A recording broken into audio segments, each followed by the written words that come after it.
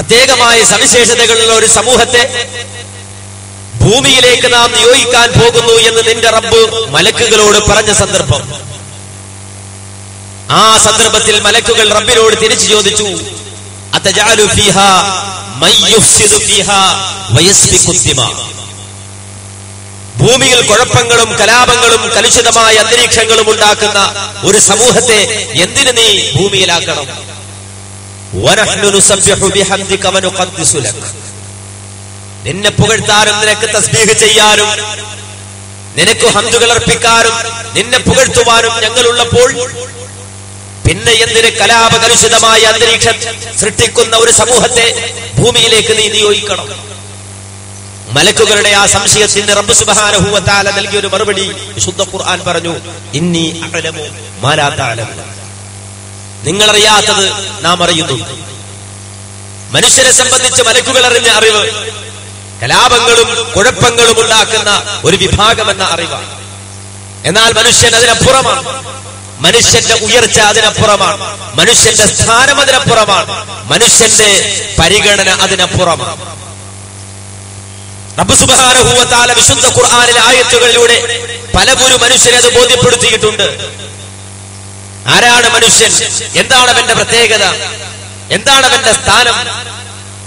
ഈ ലോകത്ത് പ്രത്യേകമായ പരിഗണന മനുഷ്യന് നൽകപ്പെട്ടു എന്ന് മാത്രമല്ല, വിശുദ്ധ ഖുർആനിൽ ആദ്യമായി അവതരിച്ച ഏതാനും സൂക്തങ്ങൾ സൂറത്തുൽ അലഖിലെ ആദ്യത്തെ 5 ആയത്തുകളിൽ അല്ലാഹു സുബ്ഹാനഹു വ തആല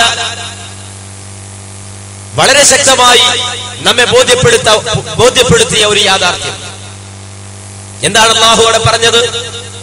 ഇഖ്റ ബിസ്മി റബ്ബിക്കല്ലദീ ഖലഖ ഖലഖൽ ഇൻസാന മിൻ അലഖ ഇഖ്റ വറബ്ബുക്കൽ അക്രം അല്ലദീ അല്ലമ ബിൽ ഖലം അല്ലമൽ ഇൻസാന മാ ലം യഅലം. ഇഖ്റ നീ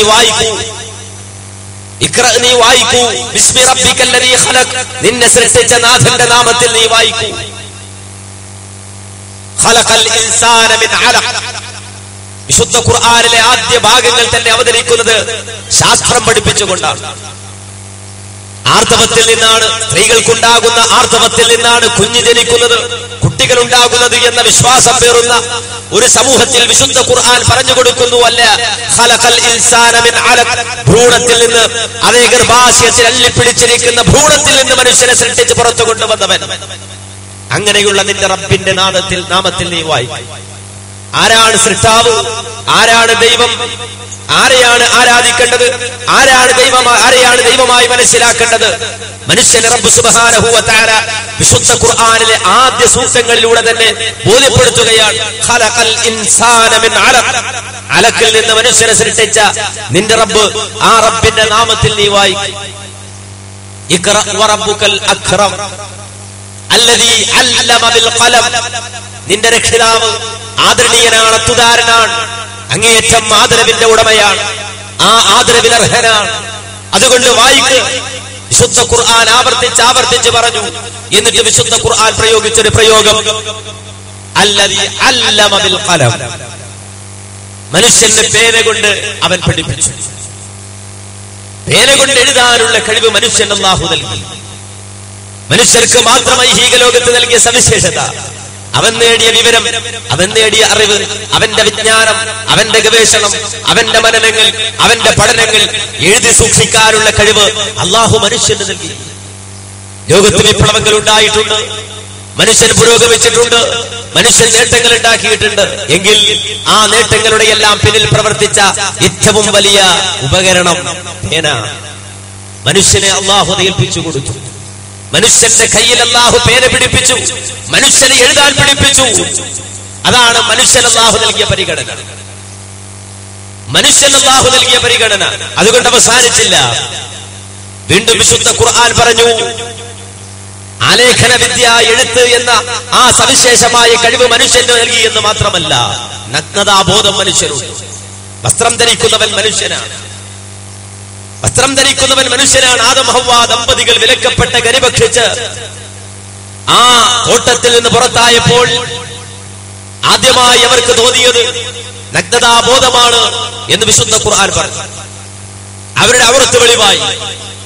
ഇലകൾ പറിച്ചുകൊണ്ട് അവർ നാണം മറച്ചു എന്ന് ഖുർആൻ പറഞ്ഞു. എന്നാൽ റബ്ബ് സുബ്ഹാനഹു വ തആല അത് പറയുമ്പോൾ തന്നെ മനുഷ്യർക്ക് അല്ലാഹു നൽകിയ അനുഗ്രഹമായി എടുത്തു പറയുന്നിടത്ത് ഖുർആൻ പറഞ്ഞു, വഅൻസൽനാ അലൈക്കും ലിബാസ, നിങ്ങൾക്ക് ധരിക്കാനുള്ള വസ്ത്രം നാം ഇറക്കി തന്നു, അതിനു പുറമെ അലങ്കാര വസ്ത്രങ്ങളും നിനക്ക് ഇറക്കി തന്നു. ഒരു മനുഷ്യന്റെ ഐഡന്റിറ്റി നിലനിർത്താൻ, ഒരു മനുഷ്യൻ തന്റെ സംസ്കാരം അറിയിച്ചുകൊണ്ട് തന്നെ അവൻ ധരിക്കുന്ന അവന്റെ വസ്ത്രം, ആ വസ്ത്രം മനുഷ്യൻ ധരിക്കുന്നുവെങ്കിൽ റബ്ബ് സുബ്ഹാനഹു വ തആല മനുഷ്യരെ പ്രത്യേകമായി പരിഗണിച്ചതിന്റെ ഭാഗമായിക്കൊണ്ട്, പ്രത്യേകമായ റബ്ബ് സുബ്ഹാനഹു വ തആലയുടെ പരിഗണനയ്ക്ക് അവൻ പാത്രീഭൂതനായതുകൊണ്ട് അല്ലാഹു നൽകിയ പരിഗണനയുടെ ഭാഗമാണ് വസ്ത്രം ധരിക്കുന്ന മനുഷ്യൻ. ഇതര ജീവജാലങ്ങൾ നഗ്നതാ പ്രദർശനം നടത്തുമ്പോൾ മനുഷ്യൻ അങ്ങനെയല്ല. അവന് നഗ്നതാ ബോധമുണ്ട്, അവന് നാണം മറക്കാനുള്ള വസ്ത്രമുണ്ട്. അതുകൊണ്ട് മാത്രം മനുഷ്യൻ അല്ലാഹു സുബ്ഹാനഹു വ തആല നൽകിയ ആ പരിഗണന അവസാനിച്ചോ? ഒരിക്കലുമില്ല. ഭൂഖണ്ഡങ്ങൾ താണ്ടിക്കടക്കാനുള്ള കഴിവ്, യാത്ര ചെയ്യുവാൻ വേണ്ടി മനുഷ്യൻ വാഹനം ഉപയോഗിക്കുന്നു. ആ വാഹനം ഉപയോഗിക്കാനുള്ള കഴിവ്, വാഹനങ്ങൾ കണ്ടെത്താനുള്ള കഴിവ്, അത് തന്റെ ജീവിതത്തിന്റെ ഭാഗമാക്കി മാറ്റാനുള്ള കഴിവ് റബ്ബ് സുബ്ഹാനഹു വ തആല മനുഷ്യന് നൽകി. വലഖദ് കറംനാ ബനി ആദം വഹമൽനാഹും ഫിൽ ബർരി വൽ ബഹർ വറസഖ്നാഹും മിനത് ത്വയ്യിബാത് വഫളൽനാ അലാ കതീരിൻ മിമ്മൻ ഖലഖ്നാ തഫ്ളീലാ. ആദം മക്കളെ നാം ആദരണീയരാക്കി.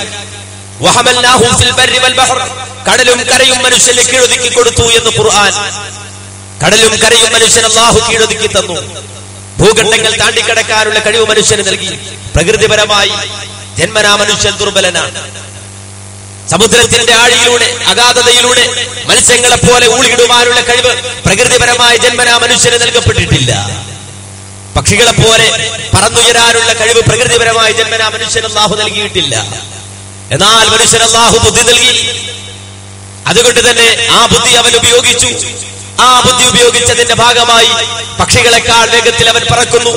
സമുദ്രത്തിന്റെ അഗാധതയിലൂടെ മനുഷ്യൻ മത്സ്യങ്ങളെക്കാൾ വേഗതയിൽ ഊളികിട്ട് നീങ്ങുന്നു. ഭൂഖണ്ഡങ്ങൾ മനുഷ്യൻ താണ്ടിക്കടക്കുന്നു. മനുഷ്യൻ അല്ലാഹു നൽകിയ പ്രത്യേകമായ പരിഗണനയുടെ ഭാഗമാണ്. ഇങ്ങനെ ഓരോന്നോരോന്ന് എടുത്തു പറയുന്നതിനേക്കാൾ എല്ലാം ഉപരിയായി ഒറ്റ വാക്കിൽ വിശുദ്ധ ഖുർആൻ പ്രഖ്യാപിച്ചു, ഖലഖലകും മാ ഫിൽ അർളി ജമീഅ. ഏ മനുഷ്യരെ, ഭൂമിയിലുള്ളത് മുഴുവൻ നിങ്ങൾക്ക് വേണ്ടിയാണ് സൃഷ്ടിക്കപ്പെട്ടിട്ടുള്ളത്. ഈ ഭൂമിയിലുള്ളത് മുഴുവൻ മനുഷ്യരെ നിങ്ങൾക്ക് വേണ്ടിയാണ്. എല്ലാ സംവിധാനങ്ങളും നിങ്ങൾക്ക് വേണ്ടി, എല്ലാം നിങ്ങൾക്ക് വേണ്ടി ഒരുക്കി തന്നു എന്ന് വിശുദ്ധ ഖുർആൻ പറഞ്ഞു. അങ്ങനെ എല്ലാവിധ സംവിധാനങ്ങളും ഒരുക്കിയ ഈ ഭൂമിയിൽ യാതൊരുവിധ കുറവുമില്ലാത്ത ഒരു സാഹചര്യത്തിൽ മനുഷ്യൻ ജീവിക്കുകയാണ്. അതുകൊണ്ടാണ് വിശുദ്ധ ഖുർആൻ ചോദിച്ചത്, വിശുദ്ധ ഖുർആൻ വെല്ലുവിളിച്ചത്, മാ തറാ ഫീ ഖൽഖിർ റഹ്മാനി മിൻ തഫാവുത്. അല്ലാഹുവിന്റെ ഈ സൃഷ്ടിപ്പിൽ ഒരു ന്യൂനത നിനക്ക് കണ്ടെത്താൻ കഴിയുമോ? ഒരിക്കലുമില്ല. ആകാശഭൂമികളുടെ സംവിധാനങ്ങളിൽ, നിന്റെ ജീവിത സാഹചര്യങ്ങളിൽ ഏതെങ്കിലും തരത്തിലുള്ള ഒരു ന്യൂനത നിനക്ക് ദർശിക്കാൻ സാധിക്കുമോ? ഒരിക്കലുമില്ല. ഒരു ന്യൂനതയുമില്ലാതെ, ഒരു കുറവുമില്ലാതെ പരിപൂർണമായി പരിഗണിച്ച് മനുഷ്യന് ആദരവ് നൽകി, സ്ഥാനം നൽകി റബ്ബ് സുബ്ഹാനഹു വ തആല മനുഷ്യനെ ഭൂമിയിൽ സൃഷ്ടിച്ചെങ്കിൽ എന്തിനാണ് മനുഷ്യനെ അല്ലാഹു സൃഷ്ടിച്ചത്? എന്തിനാണ് മനുഷ്യനെ അല്ലാഹു സൃഷ്ടിച്ചത്? ഇതെല്ലാം ഒരുക്കി തന്ന റബ്ബിനോട്, നാഥനോട് തിരിച്ച് നമുക്ക് നിർവഹിക്കാനുള്ള ധർമ്മം എന്താണ്? ശുദ്ധ ഖുർആൻ ഒറ്റ വാക്കിൽ പറഞ്ഞു, വമാ ഖലഖതുൽ ജിന്ന വൽ ഇൻസ ഇല്ലാ ലിയഅ്ബുദൂൻ മാ ഉരീദു മിൻഹും മിൻ റിസ്ഖിൻ വമാ ഉരീദു അൻ യുത്ഇമൂൻ. ജിന്നുകളെയോ മനുഷ്യരെയോ എന്നെ മാത്രം ആരാധിക്കുവാൻ വേണ്ടിയല്ലാതെ ഞാൻ സൃഷ്ടിച്ചിട്ടില്ല. എന്നെ മാത്രം ആരാധിക്കുവാൻ വേണ്ടിയല്ലാതെ മലക്കുകളെയോ ജിന്നുകളെയോ ഞാൻ സൃഷ്ടിച്ചിട്ടില്ല. മാ ഉരീദു മിൻഹും മിൻ റിസ്ഖിൻ വമാ ഉരീദു അൻ യുത്ഇമൂൻ. ആകാശഭൂമികൾ അവർക്ക് വേണ്ടി ഒരുക്കി കൊടുത്തതിന്റെ പിന്നിൽ, അവരെ സൃഷ്ടിച്ചതിന്റെ പിന്നിൽ അവർക്ക് എനിക്ക് അന്നം കണ്ടെത്തി തരണമെന്ന ഉദ്ദേശമില്ല. അവരെനിക്ക് കഴിക്കുവാനുള്ള ഭക്ഷണം കണ്ടെത്തി തരണം, എന്നെ അവർ ഊട്ടണം, എനിക്ക് ഭക്ഷണം നൽകണമെന്ന ഉദ്ദേശം മനുഷ്യനെ സൃഷ്ടിച്ചതിന്റെ പിന്നിൽ എനിക്കില്ല. അല്ലാഹു പറയുന്നു, നേരെ മറിച്ച് എന്തിന് മനുഷ്യനെ സൃഷ്ടിച്ചു? ആകാശഭൂമണ്ഡലങ്ങളെ സൃഷ്ടിച്ച അജയ്യനായ രാജതമ്പുരാനെ മാത്രം മനുഷ്യൻ ആരാധിക്കണം, അവനെ മാത്രം മനുഷ്യൻ ആരാധിക്കണം. ആരാധനകൾ അല്ലാഹുവിന് വേണ്ടി മാത്രമായിരിക്കണം. അതിനുവേണ്ടിയാണ് മനുഷ്യനെ അല്ലാഹു സൃഷ്ടിച്ചത്. അതിനുവേണ്ടിയാണ് മനുഷ്യനെ